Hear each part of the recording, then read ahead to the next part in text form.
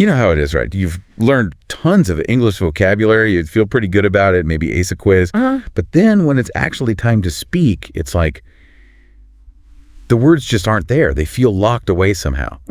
Why is that? Yeah, it's a really common puzzle for learners. It's definitely something we hear a lot. And that's what we're exploring today. Okay. We're diving into some insights about language learning, trying to understand why just having a big vocabulary doesn't automatically mean you can speak fluently. Exactly. So our goal here is to figure out, why vocabulary by itself isn't the magic key. Right. And what really helps you, the listener, build that bridge to actually speaking smoothly. Well, I think a core idea that came up is that speaking isn't just about knowing lots of individual words. One insight put it really well. Yeah? Speaking is like building a bridge. It's not just about collecting bricks. Okay, I like that analogy. Yeah. Bricks are the words. Got it. But then how do we actually build that bridge? Build, fluent conversation. Because just knowing lots of words, lots of bricks, isn't enough to automatically connect them when you're actually trying to talk, is it? Precisely. That's the disconnect. You might recognize hundreds, maybe thousands of words on paper. Right. But if you haven't actually practiced using them together, in sentences, expressing your own thoughts in real time, it's like having all the materials for that bridge just piled up on one side of the river. You can't cross. That makes so much sense. Yeah, I can definitely imagine knowing a word, like the definition, but still having to sort of mentally translate the entire sentence from my own language. Yeah. And it just feels slow, clunky, really unnatural. And, well, that leads straight into another really key point. That genuine fluency, it starts to happen when your brain shifts gears. Shifts gears? Yeah, when it stops constantly translating and actually starts thinking directly in English. Ah, okay. Thinking in English. It's a fundamental shift, really, in how your brain is processing the language. That sounds like the dream, thinking in English.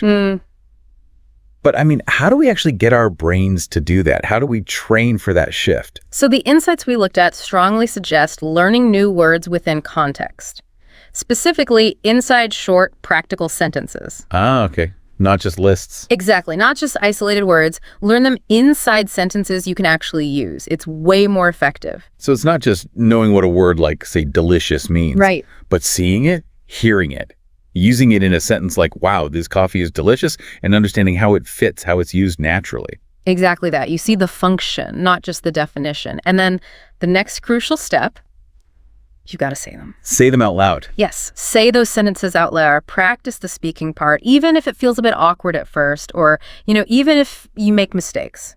Making mistakes, actually. That's a vital part of learning to speak naturally. It really is. That's true, isn't it? So many learners, myself included sometimes, are really afraid of making errors. But it sounds like maybe that fear itself is a huge barrier to fluency. Oh, absolutely. It can paralyze you. Think of it like this.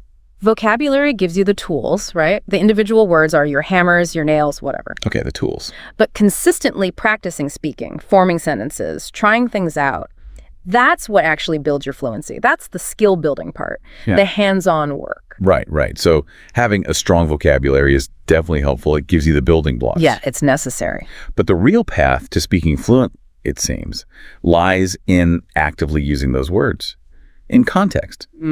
Practicing speaking regularly, and crucially, not being afraid of those inevitable stumbles along the way. That's really the core takeaway. Fluency isn't something you just memorize like facts for a test. It's an active skill. And like any skill, you develop it through consistent practice.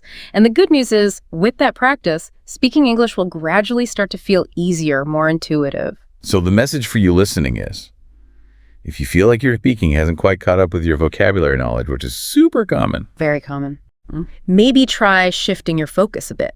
Focus more on learning words within sentences and really make an effort to practice saying them out loud.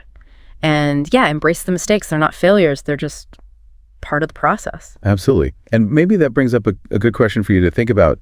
How much of your current language study time is spent just on learning words, like lists, versus how much time is spent actively using those words and sentences and actually practicing speaking, making that shift, focusing more on the using part? That might just be the bridge you need to build.